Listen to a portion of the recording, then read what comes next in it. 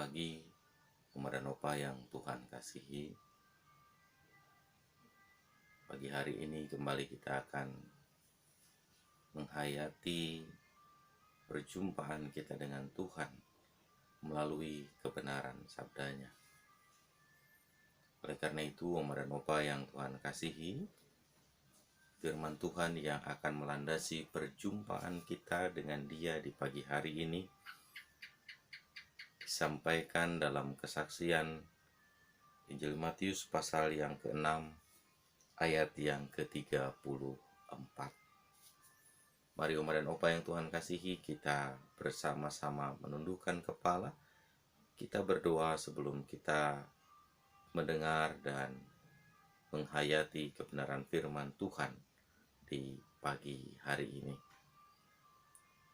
Tuhan Yesus, kami bersyukur kepadamu, sebab di hari ini kami telah dianugerahkan kehidupan, sukacita dan damai sejahtera. Biar dengan anugerah kehidupan, sukacita dan damai sejahtera yang Tuhan berikan, kami dapat menyambut itu, menikmati itu dan mengisinya seturut dan sesuai dengan kehendak Tuhan saja. Mengawali hari-hari kehidupan kami di tengah pekan yang akan kami jalani hingga akhir pekan nanti, kami kembali akan mendengarkan kebenaran sabdamu. Tuntun kami Tuhan, supaya kami dapat mengerti dan kami dianugerahkan hikmat oleh Tuhan, sehingga apa yang hendak kami dengar dan kami renungkan itu sungguh-sungguh kami dapat lakukan. Bersabdalah dan katakanlah kebenaran-Mu itu ya Tuhan, sebab kami menantikannya dalam kesetiaan. Dalam nama Tuhan Yesus kami berdoa. Amin. Injil Matius pasal yang ke-6 ayat yang ke-34 saya bacakan untuk Oma dan Opa sekalian. Sebab itu janganlah kamu khawatir akan hari esok, karena hari besok mempunyai kesusahannya sendiri. Kesusahan sehari cukuplah untuk sehari. Demikianlah firman Tuhan pagi hari ini. Oma dan Opa yang Tuhan kasihi, mendengarkan bagian ini atau membaca kembali Injil Matius pasal 6 ayat 34, saya teringat akan dua orang, dan dua-duanya adalah pendeta yang secara tidak langsung dan secara tidak terang-terangan mengungkapkan nada yang kurang lebih sama dengan apa yang disampaikan oleh bacaan kita pagi hari ini. Pendeta yang pertama sempat datang ke pastori saya untuk kemudian di saat itu dengan tanpa kalimat pembuka yang bagus dan lain sebagainya, beliau bertanya, Pak Andris, betulkah Pak Andris akan keluar dari sini dan memilih tempat yang sudah menjadi pilihan Pak Andris? Sudahkah itu dipertimbangkan dengan baik? Dengan lugas dan juga dengan tegas saya katakan, ya benar. Saya akan keluar dari tempat ini. Dan saya sudah menentukan pilihan saya ke tempat yang sudah saya tentukan. Itu sudah menjadi bagian yang saya pertimbangkan cukup lama, sehingga tidak menjadi hal yang mengganggu keputusan saya. Lalu pendeta itu melanjutkan, baik kalau memang sudah dipertimbangkan, saya hanya berdoa dan mendukung apa yang diputuskan. Selang beberapa waktu, Oma dan Opa yang Tuhan kasihi, tepatnya kurang lebih di bulan Februari saat itu, pendeta yang lain juga secara tidak langsung, bahkan mungkin juga secara tidak sengaja, mencoba menyampaikan sebuah statement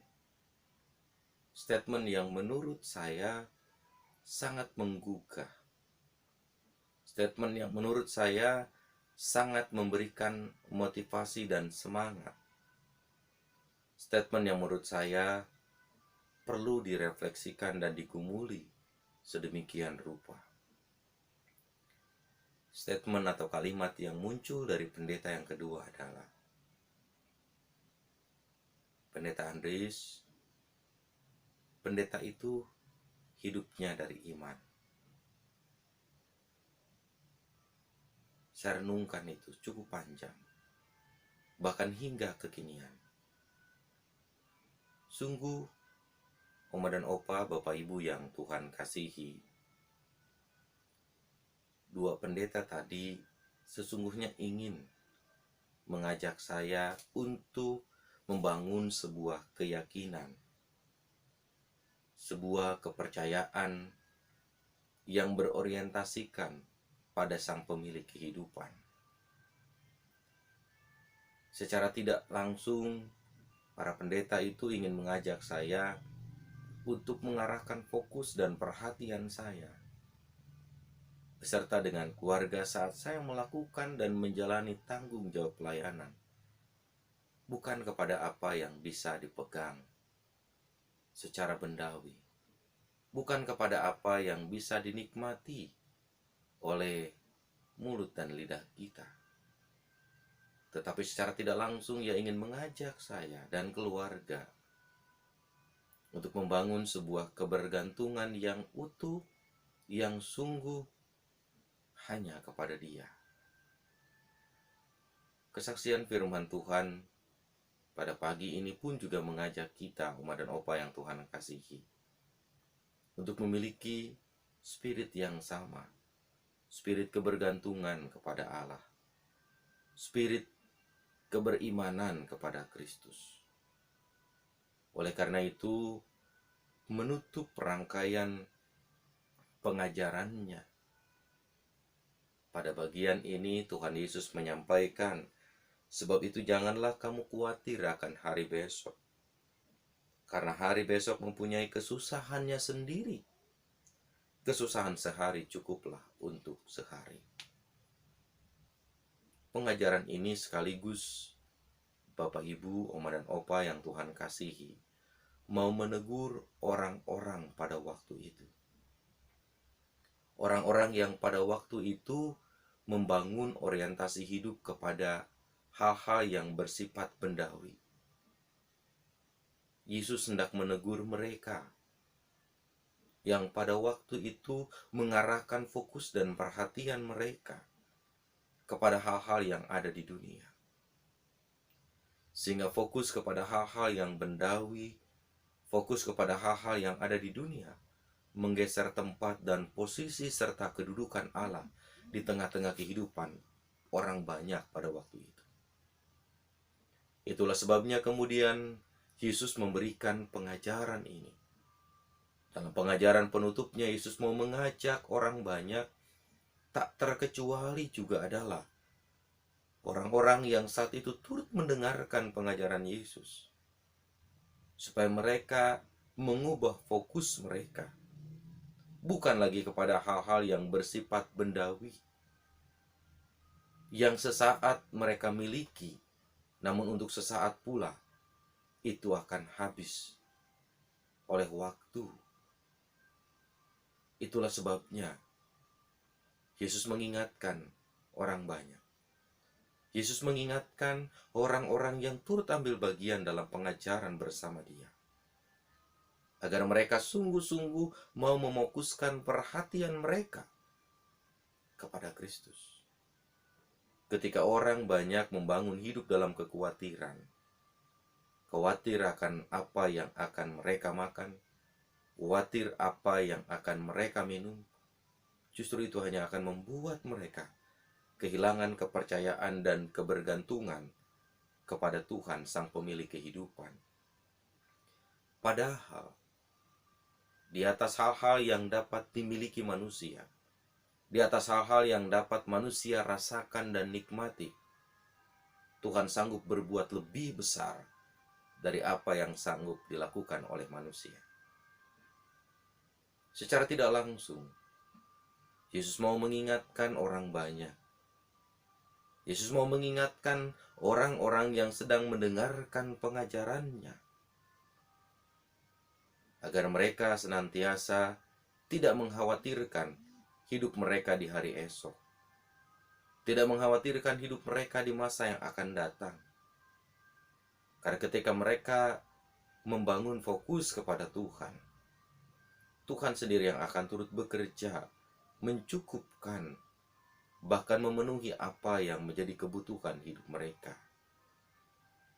Oleh karena itu, Oma dan Opa, Bapak Ibu yang Tuhan kasihi, sebagai kaum usia lanjut, tidak jarang kita pun juga merasa khawatir ketika semakin hari usia kita semakin bertambah. Justru di situ kekuatan kita makin melemah. Ketika semakin hari rambut kita semakin banyak yang memutih, justru di situ daya ingkat kita semakin berkurang.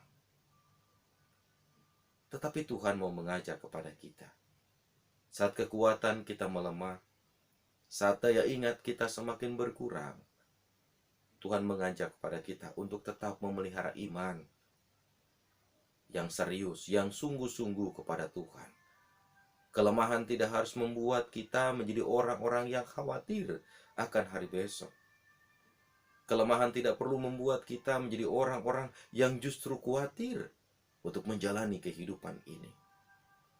Justru sebaliknya, di tengah kelemahan, ketidakberdayaan, dan banyaknya kekurangan yang kita miliki, Allah mau mengajak kepada kita. Allah mau mengingatkan kita untuk memperhatikan pengajarannya. Pengajaran untuk terus bergantung kepada Dia. Pengajaran untuk terus mengandalkan Dia. Pengajaran untuk tidak menggeser posisi dan kedudukan Dia dengan hal-hal bendawi, dengan hal-hal yang bersifat hartawi, dengan hal-hal yang bersifat duniawi. Oleh karenanya, Oma dan Opa yang Tuhan kasihi,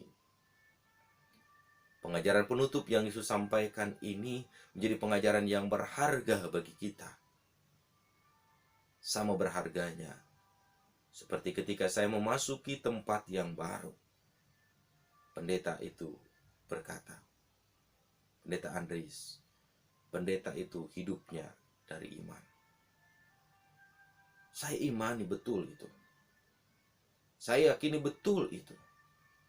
Sekalipun saya masih harus terus belajar seperti dua orang pendeta yang memelihara dan membangun hidup dalam kesetiaan, ketekunan, kesabaran, dan pelayanan yang sungguh-sungguh totalitas. Saya masih belajar.